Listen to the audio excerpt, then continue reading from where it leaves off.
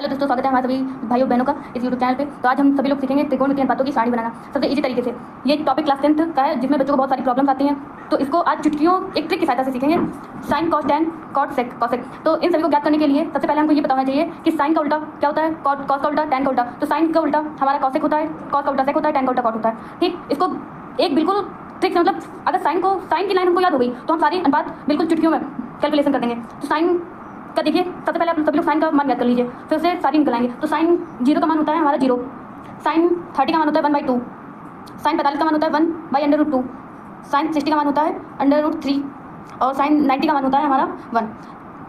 अब ट्रिक हमको यहाँ से लगानी है, हमको ट्रिक यहाँ से लगानी है। अगर हमको साइन का मान हमको आता है, साइन के मान हम लोग निकाल लेते हैं, तो हम कॉस, टैन, कॉट, सेक, कॉसेक कौन चुटकियों से निकाल सकते हैं। इसके लिए हमको क्या करना है, साइन का जब हमें आता है तो इसके लिए हम यहाँ 90 से लेकर हम इसको पूरा उल्टा कर देंगे। तो 90 से हम जब उठाएंगे तो ये देखिए, कॉस के लिए हम बता रहे हैं कि साइन का जब मान 90 तक है तो उसको पलटा देना है। क्या करना है, ये देखिए जो 90 का मान था वो हमने 0 में लिखा। अब क्या करना है, √3/2 हमको 30 में लिखना है, √3/2। अब 45 का 45 वो उतना ही रहेगा, 30 का मान 60 में हो जाएगा, 0 का मान या 90 में हो जाएगा। तो इसका हमने पलटा दिया तो हमारा कॉस का निकल आया। अब हमको क्या करना है, टैन का निकालना। टैन का जब हम निकालेंगे तो कॉट का अपरूप आ जाएगा। तो टैन में क्या होता है, देखिए एक 0 फिर क्या करना है, 0 बटे संख्या, 0 बटे संख्या क्या होता है 0। तो हमको अब जब हमने 0, सबसे पहले हमको बताना चाहिए कि 0 बटे संख्या 0 ही होती है। अगर किसी संख्या से भाग दोगे तो वो 0 ही हो जाएगा। तो टैन यहाँ पे क्या है 0, फिर बटे संख्या है, तो हमारा मान यहाँ पे टैन 0 का मान 0 ही होगा। फिर उसके बाद में क्या करना है, अब उसके लिए हमें देखिए ये लिखा है साइन 30 और साइन और कॉस का दोनों का। तो जब हम इसका 2 और इसका 2 काट देंगे तो हमारे पास कितना बचेगा, 1/√3 इतना बचेगा। ठीक है, फिर उसके बाद हमने इसका रूट कैंसिल कर दिया, फिर हमारे पास 1 ही तो बचेगा।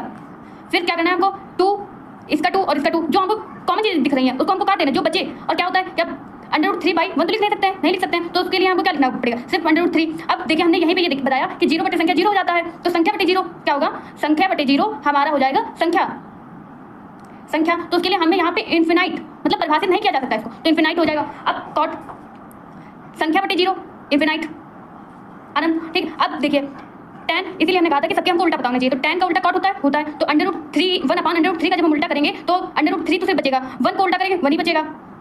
अब √3 को जब हम उल्टा करेंगे तो ऊपर 1 हो जाएगा, 1/√3 1/√3। अब इन्फिनाइट को हम यहाँ पे 0 लिखेंगे।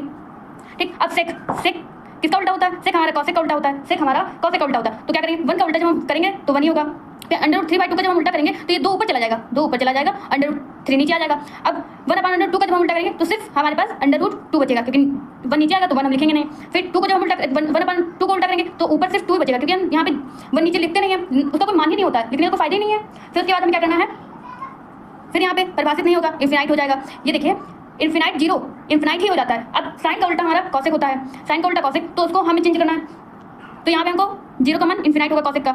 उसके बाद में साइन का उल्टा करना है 30, तो ये देखिए 2 हो जाएगा, इसका उल्टे तो हमको करना है।